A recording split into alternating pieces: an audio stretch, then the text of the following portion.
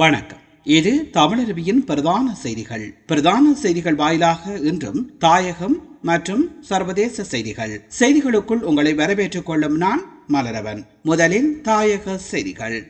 அத்தியாவசிய உணவுப் பொருட்கள் உட்பட பல்வேறு பொருட்களின் விற்பனை விலையில் பாரிய பிரச்சினைகள் காணப்படுவதாக முன்னாள் நாடாளுமன்ற உறுப்பினர் பாட்டாளி சம்பிக்க ரணவக்க தெரிவித்துள்ளார். கொழும்பில் இடம்பெற்ற ஊடக சந்திப்பில் கருத்துரைக்கும் போது அவர் இதனை தெரிவித்துள்ளார். அரிசி, பருப்பு, வெள்ளைப்பூடு, உருளைக்கிழங்கு, உப்பு, தேங்காய் எண்ணெய் உள்ளிட்ட 63 அத்தியாவசிய உணவுப் பொருட்களின் இறக்குமதியின் போது இதுவரை கடைபிடிக்கப்பட்டு வந்த விசேட பண்டவரி கடந்த 31ஆம் தேதியுடன் முடிவடைகிறது.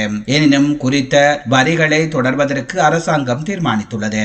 இது தொடர்பான வர்த்தமானி அறிவித்தல் தற்பொழுது வெளியிடப்பட்டுள்ளது. எவ்வாறாயினும் இந்த தீர்மானத்தின் மூலம் நுகர்வோரை பாதிக்கும் வகையில் பொருட்களின் விலையில் அதிகரிப்பு ஏற்படாது என நிதியமைச்சு தெரிவித்துள்ளது.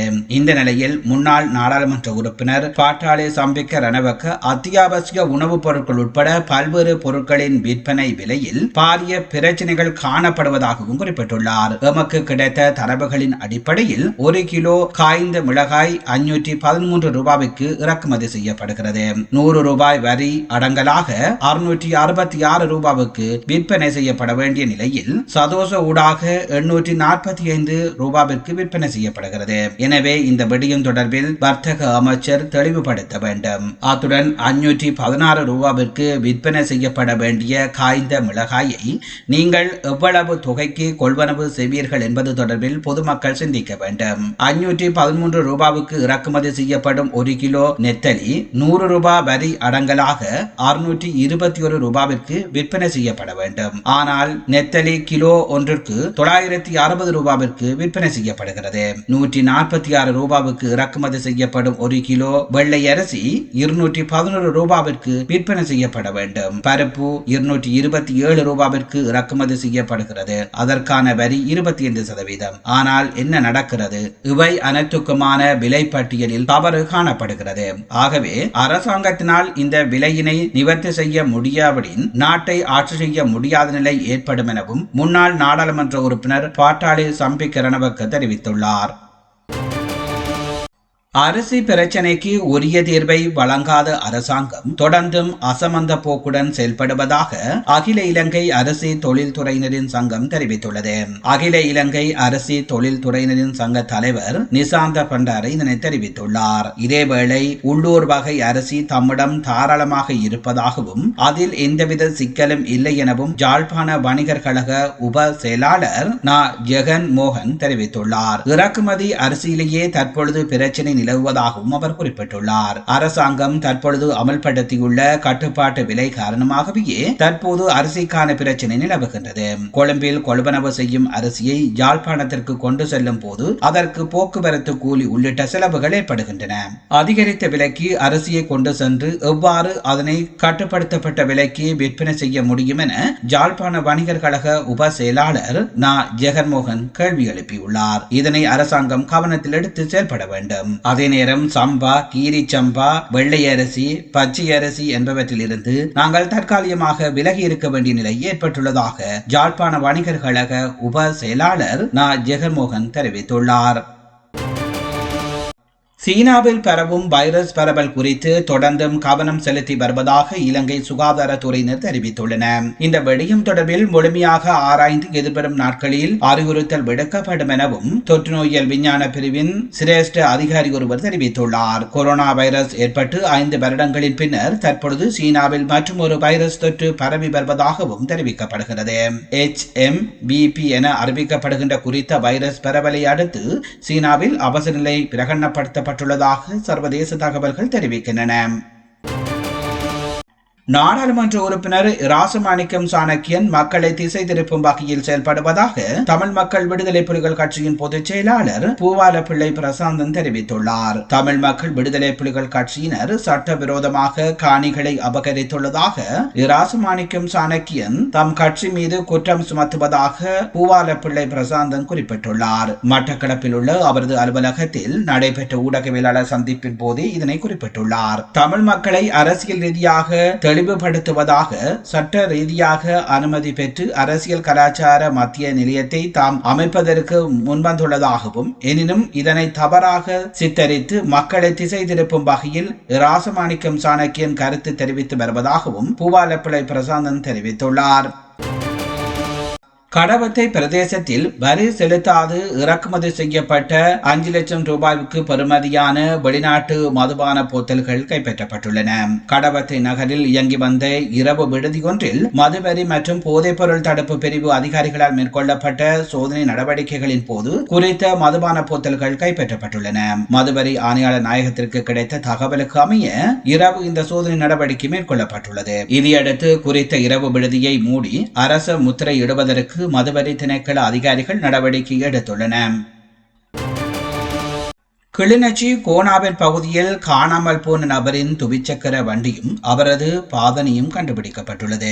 கிளிநொச்சி கோணாவில் மத்தியைச் சேர்ந்த மனநலம் பாதிக்கப்பட்ட நபர் ஒருவர் காணாமல் போயுள்ளதாக கிளிநொச்சி காவல் நிலையத்தில் முறைப்பாடு பதிவு செய்யப்பட்டது. அந்த முறைப்பாட்டிற்கு அமைய தேடுதல் நடவடிக்கையின் போது கிளிநொச்சி முறிப்பு குளத்தின் தடுப்பு அணையில் காணாமல் போன நபரின் துவிச்சக்கர வண்டியும் அவரது பாதனையும் கண்டுபிடிக்கப்பட்டன.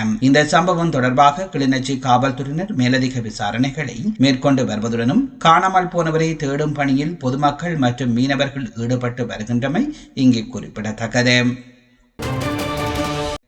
முன்னாள் சுகாதார அமைச்சர் ஹெகலிய ரம்புக்கலவின் மனைவி மற்றும் குடும்ப உறுப்பினர்களின் வங்கி கணக்குகள் ஆயுள் காப்புறுதி திட்டங்கள் ஆகியவற்றை செயல்படுத்துவதனை தடுக்கும் உத்தரவை மேலும் 3 மாதங்களுக்கு நீடித்து கொழும்பு மேல் நீதிமன்றம் உத்தரவிட்டுள்ளது. கையூட்டல் மற்றும் ஊழல் ஒழிப்பு ஆணைக்குழுவினால் முன்வைக்கப்பட்ட கோரிக்கையை பரிசீலித்த பின்னரையே கொழும்பு மேல் நீதிமன்றம் இந்த உத்தரவை பிறப்பித்துள்ளது.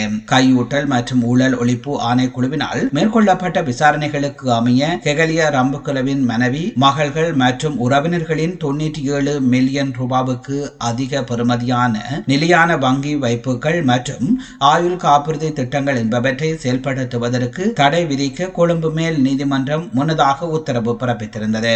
இதன்படி குறித்த உத்தரவு நிறைவடையும் நிலையில் அதனை மேலும் நீடிக்குமாறு கையூட்டல் மற்றும் ஊழல் ஒழிப்பு ஆணைக்குழு கோரிக்கை விடுத்துள்ளது. இந்த கோரிக்கையை பரிசீலித்த கொழும்பு மேல் நீதிமன்றம் இந்த உத்தரவை எதிர்வரும் ஏப்ரல் மாதம் 2ஆம் தேதி வரையில் நீடிக்குமாறு உத்தரவிட்டுள்ளமை இங்கே குறிப்பிடத்தக்கது.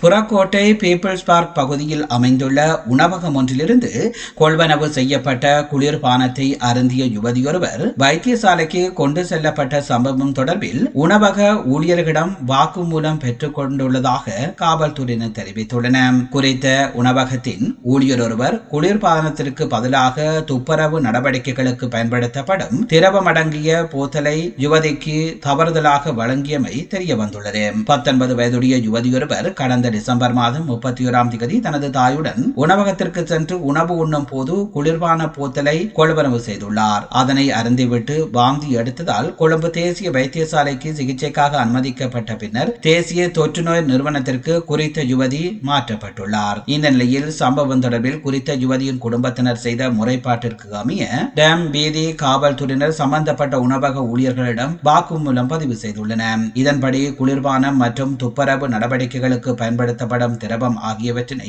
அடையாளம் காண முடியவில்லை எனவும் அதன் காரணமாக ஊழியர் ஒருவர் தவறுதலாக குளிர்பானத்திற்கு பதிலாக துப்புரவு நடவடிக்கைகளுக்கு பயன்படுத்தப்படும் திரவம் அடங்கிய போத்தலை வழங்கியுள்ளதாகவும் தெரிவிக்கப்படுகிறது. இதனிடையே துப்புரவு நடவடிக்கைகளுக்கு பயன்படுத்தப்படும் திரவம் அடங்கிய போத்தல்களை குறித்த உணவகத்தில் இருந்து காவல்துறையினர் கைப்பற்றியுள்ளதாகவும் தெரிவிக்கப்படுகின்றது. முன்னாள் நிதி அமைச்சர் பசில் ராஜபக்சவுக்கு அமெரிக்காவில் பாரிய அளவிலான சொத்துக்கள் உள்ளன. அவை தொடர்பில் அரசாங்கம் உரிய விசாரணைகளை ஆரம்பிக்குமாக இருந்தால் மேலும் தகவல்களை வழங்க தயாராக இருப்பதாக முன்னாள் நாடாளுமன்ற உறுப்பினரும் தேசிய சுதந்திர முன்னணியின் தலைவருமான விமல் வீரவங்ச தெரிவித்தார். அமெரிக்காவில் உள்ள பசில் ராஜபக்சவின் சொத்துக்கள் குறித்து கடந்த காலத்தில் விமல் வீரவங்ச வெளியிட்டிருந்த கருத்து தொடர்பில் குற்றப்புலனாய்வு பிரிவு வெள்ளிக்கிழமை அவரிடம் வாக்குமூலம் ஒன்றை பெற்றிருந்தது.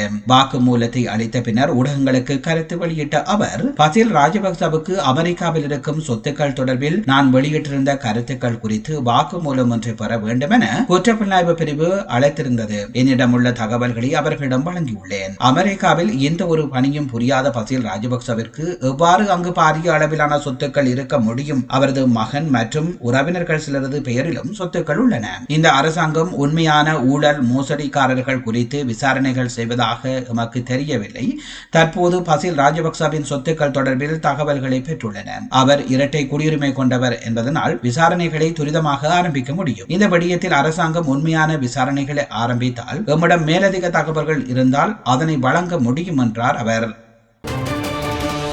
நேர்கள் நீங்கள் பார்த்து கொண்டிருப்பது தமிழருவியின் பிரதான செய்திகள் வாயிலாக தாயக செய்திகள். இனி தொடர்ந்தும் தமிழருவியில் இடம்பெறுபவை சர்வதேச செய்திகள். சீன வைத்தியசாலைகளில் அனுமதிக்கப்படும் நோயாளர்களின் எண்ணிக்கை அதிகரித்துள்ளதாக தெரிவிக்கப்படுகின்றது. இந்த வைரஸ் தாக்கம் காரணமாக சுவாச மண்டலம் பாதிப்படைவதாக தெரிவிக்கப்படுகின்றது. அத்துடன் இந்த வைரஸ் தொற்றுக்கு உறுதியானவர்களுக்கு இருமல், காய்ச்சல், தொண்டை வலி, மூச்சு திணறல் போன்ற நோய் அறிகுறிகள் காணப்படுவதாகவும் அறிவிக்கப்பட்டுள்ளது. இந்த வைரஸ் பரவல் காரணமாக சிறுவர்கள், முதியவர்கள் மற்றும் குறைந்த நோய் எதிர்ப்பு சக்தியை கொண்டவர்களே அதிகளவில் பாதிப்படைவதாக தெரிவிக்கப்படுகிறது. பிபி என அறிவிக்கப்படுகின்ற குறித்த வைரஸ் பரவலை அடுத்து சீனாவின் அவசர நிலை பிரகடனப்படுத்தப்பட்டுள்ளதாக சில சர்வதேச தகவல்கள் தெரிவிக்கின்றன. சிரியாவில் நிலத்தடியில் ஈரான் அமைத்திருந்த ஏவுகணை தயாரிப்பு ஆலை 3 மணி நேரத்தில் அழித்து தரைமட்டமாக்கியதாக இஸ்ரேல் ராணுவம் அது தொடர்பான வீடியோவை வெளியிட்டுள்ளது. கடந்த ஆண்டு செப்டம்பர் மாதம் 120 பேர் கொண்ட எலைட் விமான படை பிரிவு கமாண்டோக்கள் இந்த ஆபரேஷனில் ஈடுபட்டதாக இஸ்ரேல் தெரிவித்துள்ளது. இஸ்ரேலில் இருந்து சுமார் 200 கிலோமீட்டர் தொலைவில் அமைந்திருந்த இந்த ஆலையில் இருந்து ஹிஸ்புல்லா அமைப்பினருக்கு ஆயுதங்கள் சப்ளை செய்யப்பட்டு வந்ததாகவும் கூறப்படுகிறது. நிலத்துக்கு கீழே 230 இருந்து 430 அடி ஆழத்தில் குறித்த ஆயுத தொழிற்சாலை அமைந்திருந்ததனால் வானிலிருந்து தாக்கி அழிப்பது கடினமான காரியமாக இருந்தது என்றும் தெரிவிக்கப்படுகின்றது. நேர்கள் நீங்கள் பார்த்துக் கொண்டிருப்பது தமிழருவியின் பிரதான செய்திகள் வாயிலாக தாயகம் மற்றும் சர்வதேச செய்திகள். தாயகம் மற்றும் சர்வதேச செய்திகள் இத்துடன் நிறைவு பெறுகின்றன. செய்திகள் தொடர்பான உங்கள் கருத்துக்களை கீழே பதிவு செய்யுங்கள். இதுவரை நேரமும் தமிழருவியின் பிரதான செய்திகளோடு இணைந்திருந்த அத்தனை நேர்களுக்கும் நன்றிகளை தெரிவித்துக் கொள்வதோடு மீண்டும் நாளையும் இதே போன்று ஒரு பிரதான செய்திகள் வாயிலாக உங்களை நான் சந்திக்கின்றேன். விடுங்கிருக்கின்ற இன்றைய பொழுது உங்கள் எல்லோருக்கும் ஒரு நல்ல பொழுதாக அமைய எல்லாம் வல்ல இறைவனை வேண்டி உங்களிடம் விடைபெறும் நான் என்றும் உங்களுடன் இணைந்திருக்கும் மலரவன். நன்றி, வணக்கம்.